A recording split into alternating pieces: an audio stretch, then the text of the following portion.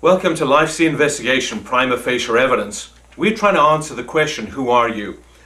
In Module 7, you should have read Chapter 16, 17, and 18. Chapter 16 talks about crossing the yellow line. This is forensic tape. This is what you see at a crime scene.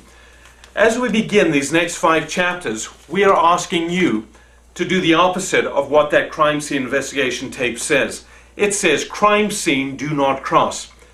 Whenever you watch a forensic show, normally at the beginning of the show, you see a field of evidence defined. And what I mean by that is, a field of evidence is where the crime scene tape is taken and it's outlined the crime scene.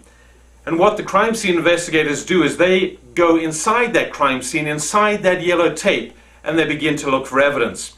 You have evidence photographers who will come and they'll start taking pictures. You have little yellow evidence markers that are placed down wherever there's something that could be thought to be germane to the case or in some way how indicative of what happened. A marker is placed down. And that evidence is then taken, it is bagged, it is tagged,